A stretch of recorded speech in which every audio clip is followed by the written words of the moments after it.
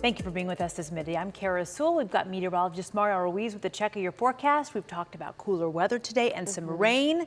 Thank you. Thank you. We'll take it.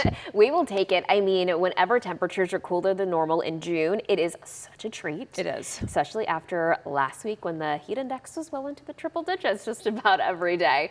And it's all thanks to that cloud cover and a little bit of rain in the area. Still, we do still have some light showers in areas of Parker County, Hood County, but really where the rain is really focused is east and southeast Texas. Meanwhile, we're seeing mostly cloudy skies across North Texas, seeing a little bit of clearing closer to Bowie, Decatur, Archer City, and Wichita Falls. Taking a closer look at Dallas and Tarrant County, I do see some scattered rain in Tarrant County towards northern Tarrant County into southern Denton. We are looking also at some light rain, really lowering in coverage across Parker and Hood counties this morning. We'll continue to watch this, of course, but as far as downtown Dallas, I do see a little break in the cloud cover. Temperature right now of 77 degrees. It feels like 79 when you factor in the humidity, because there is still some humidity out there, even with that light north wind, anywhere between 5 to 10. The north wind, the cloud cover, and the rain all working together to keep temperatures cooler than what's considered normal this time of the year. So for today, I do think that we'll see close to about 30% coverage of rain here for the next hour. We'll eventually see it kind of dwindle down to a 20% and then rain free overnight. We do have another brief round of rain tomorrow before those temperatures really climb. I'll break down those numbers for you coming up in just a bit, but first, to check of your roads, Erica Lopez is here. How's it looking? Maria, we've got a couple things happening this midday, so let's get everyone up to speed. 35W northbound as you make your way through Tarrant County, leaving the Fort Worth area here at Northside Drive. It looks like we've got a wreck involving this semi-truck, right lane, right shoulder blocked off. Taking you over to the map, showing you what we're seeing out here. I would say a decent amount of green. I'd say majority green aside from these few spots. So again, leaving the Fort Worth area, 35W northbound, Northside Drive. That's going to be one stretch that you want to watch out for. Taking you over to the Irving area in Dallas County, 183 westbound and Story Road. We've got a crash clearing out here. Not a full closure, but we do have delays with a couple left lanes blocked off by fire crews out that way. And aside from that, we've got some road work happening. Pretty standard for this hour. As you make your way on 80 eastbound and Lawson Road, so in toward the Forney area right now, we do have some road work. We can see the cones out here on either side of the highway this morning. It is just on the eastbound side, so we do have, again, delays headed toward Forney from the Mesquite area. And then the second stretch we're watching in Dallas County this morning along 30 westbound in Rose Hill. Left lane is closed off. A few are still open and moving, and we're not seeing as significant of delays through that area. Kara, I'll send things back to you. President Trump arrived in France for the G7 summit just as the U.S. and Iran come close to a ceasefire. Trump says once a deal is signed, shipping will move freely through the Strait of Hormuz. ABC's Karen Travers has details on those negotiations. President Trump touching down in France for the G7 World Leaders Summit, fresh off his announcement that the U.S. and Iran had reached a ceasefire agreement. The deal, according to the president, would reopen the Strait of Hormuz and lift the U.S. blockade on Iranian ports, a return to the status quo before the war. It opens a 60-day window to negotiate the end of the war and Iran's nuclear program. Vice President Vance on ABC's Good Morning America calling the deal a win for the American people. Iran's nuclear program is completely destroyed.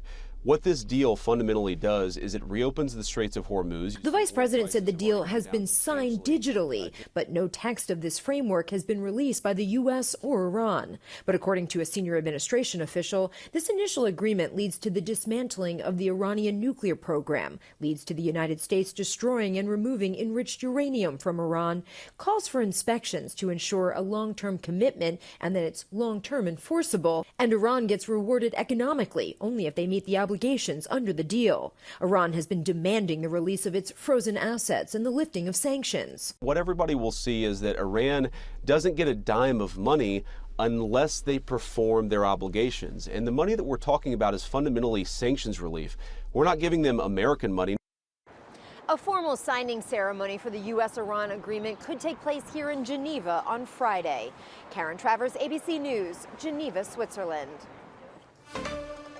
Well, here's a live look at how Wall Street is reacting right now. It looks like the Dow is up. We'll continue to follow that throughout midday. Following the announcement of that deal, there was a drop in global oil prices. Our Natalie Haddad looks at when we could see a change at the pump here in Texas. Today, a deal made halfway across the world is being felt right here. A tentative end to the war in Iran being felt at the pump. Look over my shoulder. Gas prices looking a little bit cheaper than they have been. $3.25 for a gallon of gas unleaded here in downtown Dallas. $3.65 unleaded plus, but $3.90 for super unleaded. Taking a look at the average price of a gallon of gas across the state of Texas, this is according to AAA, we are looking at $3.50. On the plus side, that's 2 cents cheaper than yesterday, 12 cents cheaper than a week ago, and 49 cents cheaper than a month ago.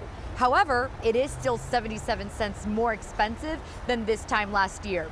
U.S. crude oil also dropped in price nearly 5% on Sunday.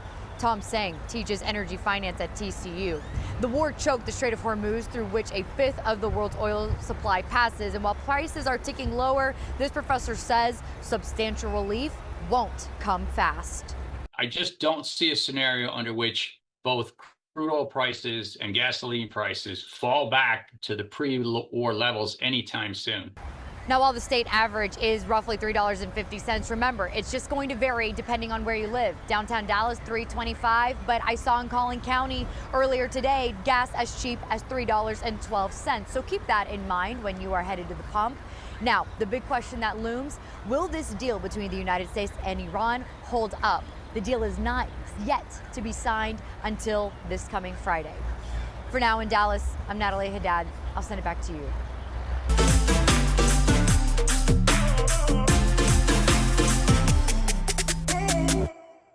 Wednesday, North Texas will host the second of its 9 World Cup matches, this one between England and Croatia. Our first game yesterday put a robust transportation plan to the test, and so far, so good. Thousands of fans took the train here to Centerport, then boarded free charter buses for the roughly 20-minute ride to the stadium. And by and large, we were told it was simple. They felt like it was pretty easy.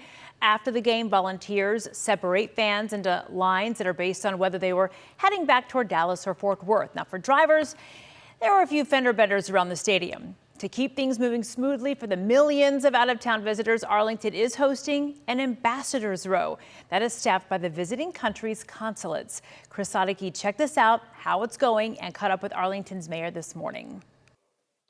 City of Arlington basking in the glow of what they say was a very successful first match day of the World Cup, largely without incident, and it helps those visiting foreign fans when they have a place like this that basically serves as their nation's consulate here at Choctaw Stadium. It's called Ambassador Row, and they say it is the only one of its kind among the 16 host cities. Consulates and officials from those countries playing in Arlington are given this space to set up in case foreign fans have medical issues, passport trouble, or any other issues that might otherwise be handled at their country's embassy. Now they have that right here on site at Choctaw Stadium. Canada, Mexico, and other countries beyond those playing games in Arlington also have spaces here for their officials when they arrive. And while we were here, Japanese officials were helping some fans who lost their passports. Mayor Jim Ross talked about the success of day one and what lies ahead. This isn't even the semifinal match yet. So I anticipate the excitement to grow when people see what's going on with some of the social media and the newscasts and everything that were showing everything from yesterday. It was just a great time. You could walk around, people were safe, people were having fun.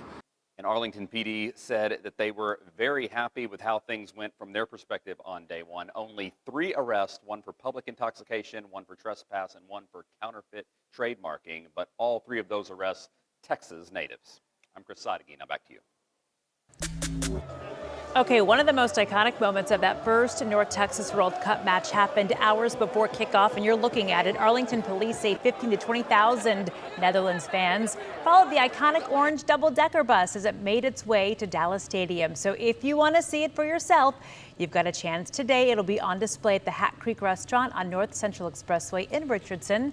That's today from 4 until 6 o'clock as part of a fan celebration. We'll have in-depth analysis of North Texas's first World Cup match in the tournament overall today on the Ultimate Dallas Sports Show. It streams live at noon on WFA Plus right after midday.